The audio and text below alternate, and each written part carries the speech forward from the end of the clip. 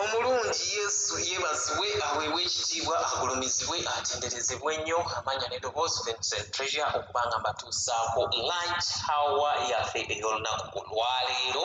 Neebaza Katonda olw'ekisa kye, neebaza Katonda olw'obulungi bwe, neebaza Katonda olw'omukwano gwe gw'atukoledde. Mukama waffe Yesu yeebazibwe. Neebaza abaweereza mwenna abaweereza mu kifo kino, neebaza tiimu ez'enjawulo, tiimu Simuka with prayer, Mukama akibabalire, morning breakfast, morning hope, morning glory. Tulina okusoma bayibuli yo. Mukama waffe Yesu yeebazibwe, ekulemberwa mwannyinaffe Favour Delight. Mukama gwenye omukisa. Tulina morning praise and worship. Bannange simanyi na kumanya Mukama akibabalire. Hallelujah.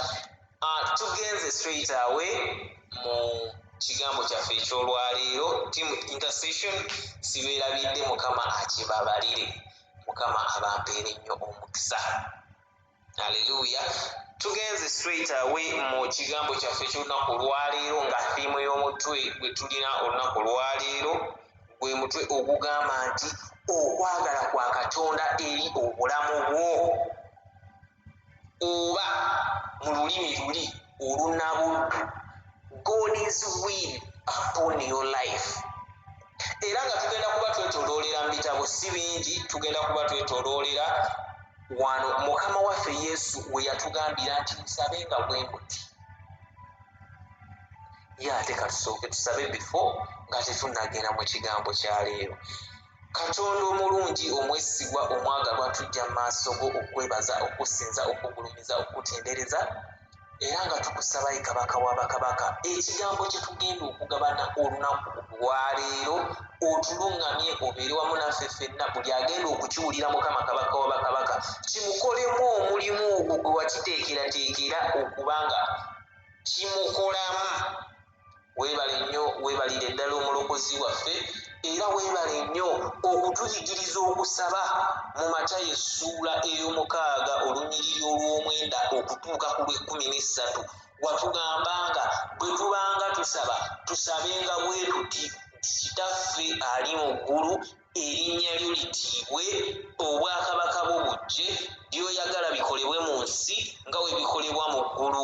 Otuwe emmere yaffe eya leero, otusonyiwe ebibi byaffe nga naffe tusonyiwa abatukola obubi, totutwala mu kukemebwa naye tulokole mu bubi, kubanga obwakabaka n'obuyinza n'ekitiibwa bibyo emirembe n'emirembe. Amiina. Katonda omwesigwa, Katonda omwagalwa, Taata nkwaniriza gw'oba oyogera n'abatukuvu bo, gw'oba oyogera n'abantu bo, gw'oba oyogera n'abalonde bo, Mukama nze onkozese ng'ekibya mu linnya lya Mukama waffe Yesu Kristo, omwana wa Katonda omulamu. Weebale Mukama, weebale Omwoyo Omutukuvu, jangu masekkati gaffe mu linnya lya Mukama waffe Yesu Kristo, omwana wa Katonda omulamu. Amiina, amiina, amiina, amiina, amiina era amiina. Omulokozi Yesu yeebazibwe, aweebwe ekitiibwa. Omulokozi Yesu yeebazibwe, agulumizibwe, aweebwe ekitiibwa. Tubikkule mu Matayo essuula ey'omukaaga olunyiriri olw'10. Mukama waffe Yesu yeebazibwe agamba atya? Matayo essuula ey'omukaaga olunyiriri olw'10. Katusomere ddala essala ya Mukama waffe Yesu bwe yatulagira okugisoma nga bw'eri. Kale musabenga bwe muti: Kitaffe ali mu ggulu, erinnya lyo litiibwe, obwakabaka bwo bujje, by'oyagala bikolebwe mu nsi nga bwe bikolebwa mu ggulu. Otuwe emmere yaffe eya leero, otusonyiwe ebibi byaffe oba amabanja gaffe nga naffe bwe tusonyiwa abatwewolako. Totutwala mu kukemebwa naye otulokole mu bubi, kubanga obwakabaka n'obuyinza n'ekitiibwa bibyo emirembe n'emirembe. Amiina. Mukama waffe omulungi Yesu yeebazibwe. Tuddeyo ku lunyiriri olw'10. Obwakabaka bwo bujje, by'oyagala bikolebwe mu nsi nga bwe bikolebwa mu ggulu. Omutwe gwa leero, okwagala obulamu bwo, okwagala kwa Katonda eri obulamu bwo. Mwannyinaze muganda wange ampuliriza, wandibanga olina embeera gy'olimu naye nga tomanyi nti okwagala nga toyinza nakifumiitirizaako okusinziira ku mbeera gy'olimu, nga kugamba Mukama yanneerabira. Nina muganda wange Geoffrey Lutaaya yayimba akayimba akagamba nti naye nno nkizudde onjagala, Mukama oli musumba wange, nze nali manyi watadda. Mukama oli musumba wange, nali manyi wansuula. Oyinza okuba ng'oyita mu mbeera mutuufu ng'ogamba Mukama nze yansuula, nziza okukuzzaamu amaanyi nti okwagala kwa Katonda eri obulamu bwo kukyaliwo era agenda kukutuukiriza. Mwesigwa. Tuyise mu mbeera eno eya kalantiini, covid, corona, simanyi lokodawuni na biki. Ebintu bingi nnyo ebitusoomozezza, ebintu bingi nnyo ebikusoomozezza. Mwannyinaze muganda wange ampuliriza, wonna wooli wowulirira obubaka buno, wowulirira ekigambo kya Katonda kino, nziza okuzzaamu essuubi, nziza okuzzaamu amaanyi nti okwagala kwa Katonda eri obulamu bwo kukyaliwo. Mukama waffe Yesu yeebazibwe. Okwagala kwa Katonda kukyaliwo eri obulamu bwo. Emirundi mingi twennyika, ekigambo kino kye bayita okwennyika, okwennyika emmeeme ne wennyika omutima, mu luzungu kye bayita depression, stress, n'obeerawo anxiety, n'obeerawo ng'olowooza oba ekyo ogenda kubeerawo otya. Ebyo byonna ebyo abamu nnono bibatta n'obatta. Mukama waffe Yesu yeebazibwe. Abamu bibatta, naye togwamu ssuubi, togwamu essuubi. Njagala okukigaziyaamuko kubanga mpulira tekimala. Omuntu gwe njogera naye mpulira ng'ekigambo ssuubi tekimala. Togwamu emmeeme togwamu kwegamba kusuubira mu Katonda. Embeera newankubadde nga esituse, omuyaga gusituse, gwekyanze, gwefuukudde eri obulamu bwo, mwannyinaze muganda wange, okwagala kwa Katonda eri obulamu bwo kukyaliwo, era ng'okwagala kwa Katonda eri obulamu bwo agenda kukutuukiriza. Mukama waffe Yesu yeebazibwe. Kyova olaba bwe tuba tusaba mu ssaala ya Mukama waffe Yesu gye yatulagira, tusaba nti by'oyagala bikolebwe mu nsi nga bwe bikolebwa mu ggulu. Okwagala kwa Katonda kukolebwe mu ggwe nga bwe kukolebwa mu ggulu. Mukama waffe Yesu yeebazibwe. Okwagala kwa Katonda eri obulamu bwo kunene. Oli pulojekiti ya Katonda, oli mulimo gwa Katonda, oli kibya, oli kugamba Katonda alinamu bingi nnyo gy'oli, alina bingi, ebirowoozo ebirungi gy'oli biyitirivu nnyo. Mukama waffe Yesu yeebazibwe, aweebwe ekitiibwa. Alina okwagala kwayagala gy'oli eri obulamu bwo. Kansuubire enjogera naawe. Mukama waffe Yesu yeebazibwe, agulumizibwe era atenderezebwe. Emirundi mingi si bwe tuyita mu bizibu, ebiseera ebisinga tutera kwerabira nti nno Katonda ali wamu naffe nga tuyise ebizibu ebingi. Nina mwannyinaze muganda wange gwe nali njogerako naye naŋŋamba naye mbutuufu natuuka ne neebuuza Mukama aliwa? Naye Mukama eno embeera ng'eyitiridde. Mwannyinaze nkuddamu kati, Mukama waali, Mukama waali. Haleluya. Tugende tusomeko ku mwana mulenzi Yusufu. Mwattu Yusufu akyalenjinga nnyo. Sitole ya Yusufu ekyalenjinga nnyo naddala embeera zaffe ze tuyitamu. Kuba ffe ndowooza oba emitima gyaffe minafu oba miki simanyi, naye Yusufu yayita mu mbeera Yusufu yayita mu mbeera. Yusufu ng'aloota obuloosi just ekirooto okukivuunulira baganda be waneeno mu ntandikwa mu lubereberye essula eya 37 olunyiriri olusooka okutuuka ku lwa 50. Awo yali ntandikwa okuloota ekirooto, okukulaakulamu, okugenda ku ttale, okutwalira baganda be ebyokulya. Nnyinza obutasomaayo olw'obufunda lw'obudde, naye ate ngenda kuba njogera ebiriwo. Mukama waffe Yesu yeebazibwe. Bwe nfuna akadde nja kuba nsomayo. Okubanga agenda ku ttale atwalire baganda be ebyokulya, bamusuule mu bunnya, bamuggyeyo, bamuguze Abayisimayiri. Awo wonna wonna it's a long life process. Si kintu kya mulundi gumu. Naye bw'oyagala embeera olw'okubanga olinamu ka challenge akatini k'oyiseemu olyoke otuuke eri ku ntikko, oba buli kimu oyagala mu swete mwereere olyoke omanye nti okwagala kwa Katonda eri obulamu bwo kuli wamu naawe. Okwagala kwa Katonda eri obulamu bwo kuli wamu naawe newankubadde nga oyita mu mbeera ezisoomooza. Mukama waffe Yesu yeebazibwe. Omulungi Yesu yeebazibwe. Newankubadde ng'oyita mu mbeera ezisoomooza, okwagala kwa Katonda eri obulamu bwo kuli wamu naawe. Awo bw'oli w'okolera mu nnyumba y'Omuwarabu, bw'oli w'okolera awo, Mukama okwagala kwe kuli wamu naawe. Weekuli ku bulamu bwo, tekunnavaawooko yadde inti. Tulaba muganda waffe Yusufu yayita mu mbeera etagambika. Tewali lunaku lumu abange nedda.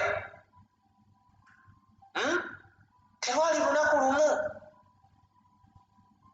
Naye ng'okwagala kwa Katonda eri obulamu bwe weekuli kuli wamu naye yonna gy'alaze. Tulabye wali eri nga bamutuma atwalire baganda be emmere. Kitaawe amutuma atwalire baganda be emmere. Tugenda kusomayo okwo mu dakiika emu nga 2-3. Atwalire baganda be emmere, atuukayo bamulowooleza obubi, wandibanga w'okolera mu kampani mwannyinaze muganda wange ampuliriza, waliwo abakulowooleza obubi, waliwo abakukoza obubi, situgaanye. Ng'oyo omuntu gw'okola naye akuteesezza bubi, akwogeredde bubi, kugamba obubi bw'akukoledde mutuufu tobulabanga, naye si gwe osoose. Okwagala kwa Katonda eri obulamu bwo kukyali wamu naawe newankubadde ng'ebyo byonna byonna weebiri. Nkuzzaamu amaanyi ettuntu lya leero nga nkugamba nti okwagala kwa Katonda eri obulamu bwo weekuli era kugenda kutuukirira. Mukama waffe Yesu yeebazibwe.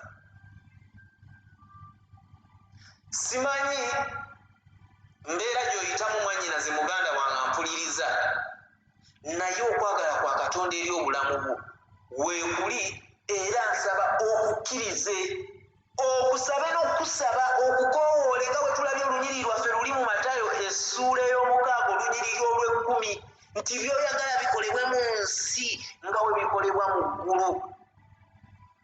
Okwagala kwa Katonda kw'ayagala eri obulamu bwo kukolebwe.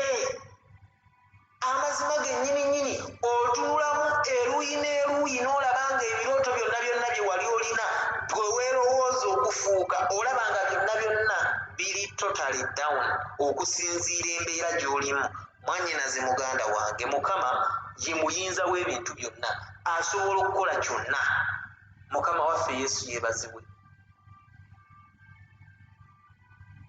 Obudde tebunnayita era tonnaba kugamba nti nookomye, tonnakoma. Mukama waali. Okwagala kwa Katonda eri obulamu bwo weekuli era kugenda kutuukirira. Mukama waffe Yesu yeebazibwe. Yusufu bamala okumutunda eri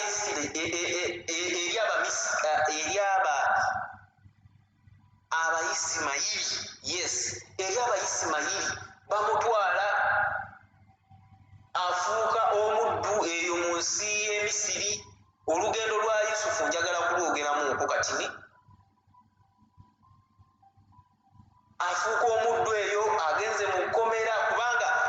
nga bwe nkugambye nti it's not an overnight, si kiro kimu okula nti osobola okusoma sitole ya Yusufu eno mu kiro kimu oba mu ssaawa, naye bino ebintu byaliwo emyaka n'emyaka. Yusufu ogenda ofuuka katikkiro, wali wayise ebiro n'ebiseera, wali wayise ebiro n'ebyeya.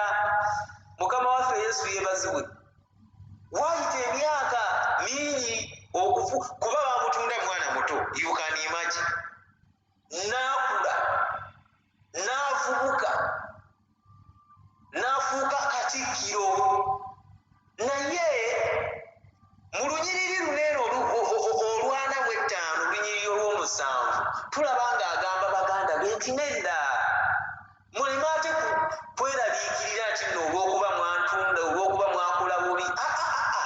Katonda yali okwagala kwa Katonda kwali kulina okutuukirira.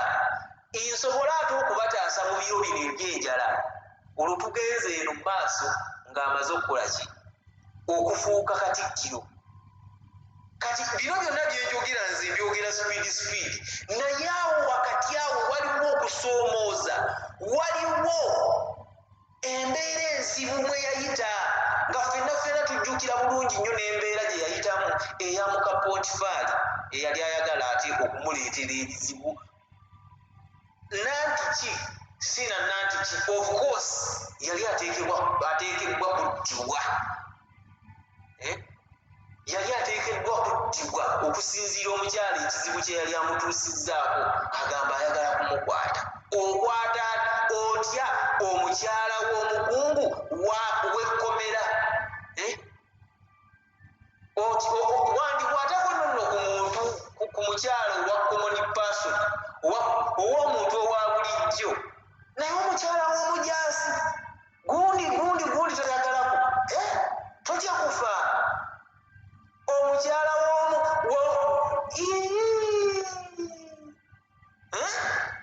Mukama waffe Yesu yeebazibwe, agulumizibwe, aweebwe nnyo ekitiibwa. Naye ebyo byonna yabiyitamu. Byonna njogerayo nga nkoonayo okwo nga nkugamba mwannyinaze muganda wange ayise mu mbeera yo enzibu. Tutambulira mu nsi ey'embeera enzibu gy'otalinaako control nti nno oba kino oba kiri. Kati tulaba tutunuulira baganda baffe ab'omu kibuga, ab'omu nsi y'e Lebanon, ekintu kyaguddewo bugwi, kwegamba omuntu yaleeta kisuubira, buli kimu kyonna bwe kityo, naye Mukama asaasire. Mukama waffe Yesu yeebazibwe. Tuyita mu nsi nga erimu ebintu ebifa, naye okwagala kwa Katonda nga kuli ku bulamu bw'omwannyinaze muganda wange ampuliriza. Kakibeere kiki? Kakibe ki? Okwagala kwa Katonda kugenda kutuukirira eri obulamu bwo. Njogera naawe mwannyinaze muganda wange ampuliriza, nga njagala okitegeere nti embeera gy'oyitamu yakaseera buseera. Kisiikirize, kiyitawo buyisi kigenda. Tuyise mu mbeera ey'ekirwadde, zijjukira ebiseera we kyatandikira. Nkuveeko ng'obunkenke, paniki na biki byonna by'oyinza okulowoozaako, okutya byali bijjudde eri abantu. Buli muntu tosemberera, totuula nange, toninaana, biki byonna mu nsi yonna. Si wano wokka wendi, naye mu nsi yonna. Naye Katonda ateese omuyaga mu mawanga agasinga obungi, embeera egenda edda mu nteeko. Ate naaga agatannaba kudda mu nteeko, tusaba Katonda omuyaga ogwo ogw'ekirwadde gukkakkane, guviirewo ddala obwenyi bw'ensi eno. Mukama waffe Yesu yeebazibwe. Embeera tuyitamu eno n'eri, embeera yonna gye tuyitamu, Mukama ali wamu naawe. Okwagala kwa Katonda eri obulamu bwo mwannyinaze muganda wange ampuliriza, togwamu ssuubi, togwamu mwoyo, kwegamba toyenjemuka. bwe mba nayogera nakozesa ku bigambo ebirala ebitakuganya kuggwamu maanyi. togwamu maanyi mwannyinaze muganda wange ampuliriza, ddamu amaanyi, guma omwoyo ng'empologoma. kyoyitamu kyonna okiyitamu kyakaseera buseera, tekigenda kukumalawo, tekigenda kukumira. Yusufu tumulabyeko muganda waffe yayita mu mbeera enzibu, yayita mu mbeera etaali nnyangu. Haleluya! yayita mu mbeera etaali nnyangu, yayita mu mbeera nga baganda be bennyini be bamuliddemu olukwe, be baagala okumutta, baali baagala kumutta, naye muganda we Lawubeeni n'agamba bannange, omusaayi gwa muganda waffe tunaamuddawa, atirisiti tumusuule mu bunnya. naye yagamba atirisiti tumusuule mu bunnya ng'ayagala kukola lukwesikwesi, kuyitirayo oluvannyuma amuggyeyo. era senga teyali Lawubeeni nsuubira bandimusse omwana oyo, naye olw'okuba okwagala kwa Katonda kwali ku bulamu bwe, era okwagala kwa Katonda nga kuli ku bulamu bwo, atirisiti ateekawo omuntu agenda okuleeta ekiteeso ekitakumala awo. okwagala kwa Katonda nga kuli ku bulamu bwo, Katonda ateekawo embeera nga togenda kumalibwawo. njogera naawe mwannyinaze muganda wange ampuliriza, oyinza okuba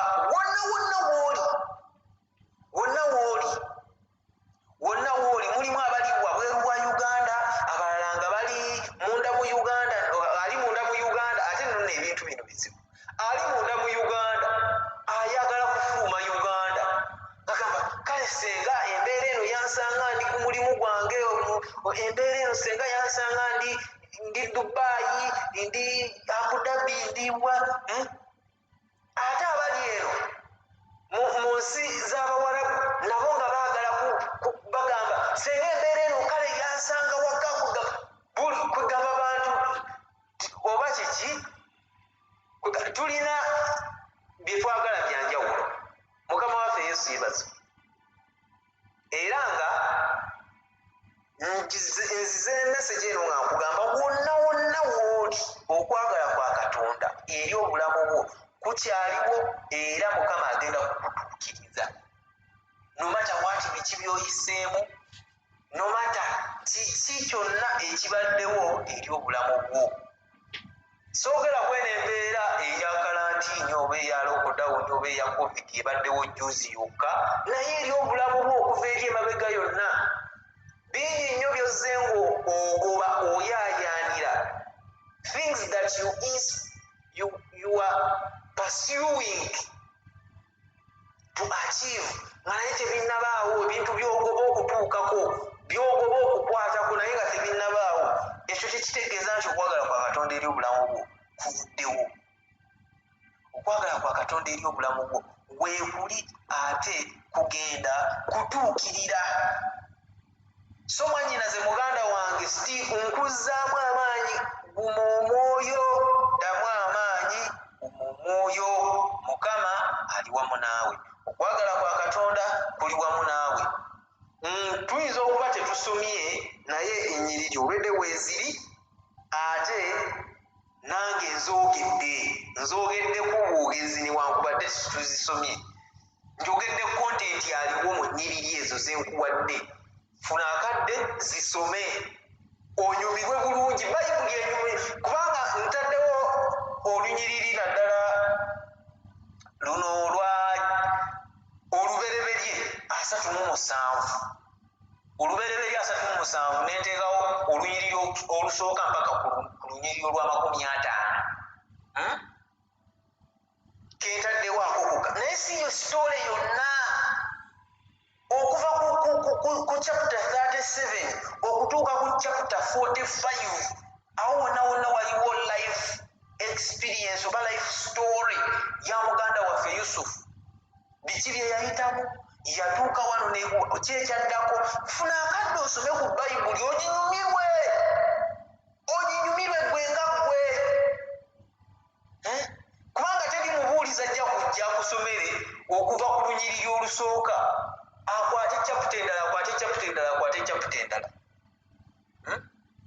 chapita nga 6-7 zonna azikusomera omulundi gumu no funa akadde owe bayibuli obudde osome onyumirwe kubanga in the first place osoma ekigambo kya Katonda ne kikubeera naye ate n'okusoma kuno stories zino zinyuma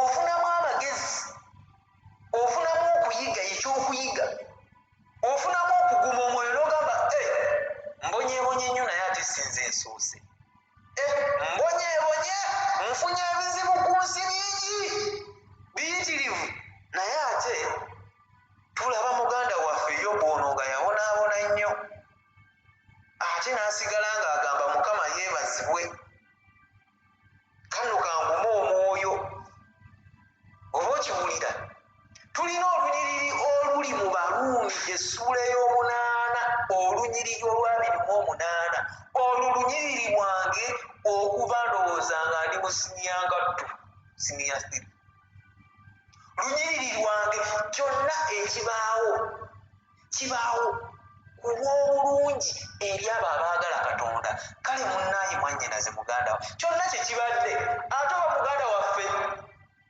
yali Peter yali Pawulo omutume yayogera n'agamba bwe kuba kufa magoba bwe kuba kubeerawo nago magoba kati kyonna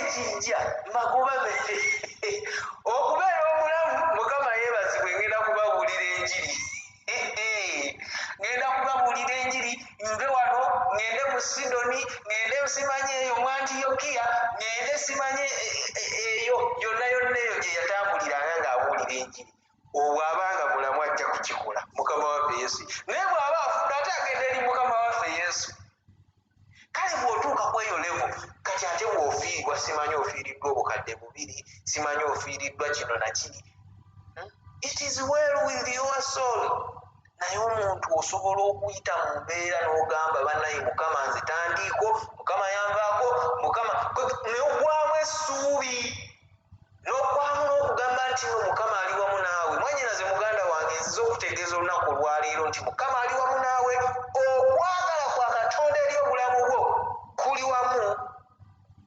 naawe Katonda tannakuvaako tannakulekulira ali wamu naawe mu mbeera yonna gy'oyitamu Mukama waffe Yesu yeebazibwe sigenda kusukkawo wano Mukama waffe Yesu abampeera ennyo omukisa katusabe Katonda omulungi omwagalwa ow'ekisa tukwebaza olw'ekigambo ky'otutumidde tukwebaza okutuzzaamu amaanyi okutugumya emyoyo mwannyinaze muganda wange gwe nsaba naye mwannyinaze muganda wange awulidde ekigambo kino Mukama nkusaba oyongere okwogera n'omutima gwe oyongere okumusisinkana oyongere okubeera awamu naye Mukama mu byonna by'akola eyo mu mirimu gy'akolera mu byonna by'atambuliramu Mukama mulimu abalina families Katonda Katonda obasisinkane era obagabirire n'abaana baabwe mu linnya lya Mukama waffe Yesu omwana wa Katonda omulamu omukono gwo ogw'enjawulo omukono gwo ogw'amaanyi gwe guba gusisinkana buli mukyala na buli mwami yonna gy'asinzira okuba ng'awulira ekigambo kyo kino era ekigambo kyo kino kimukolemu omulimu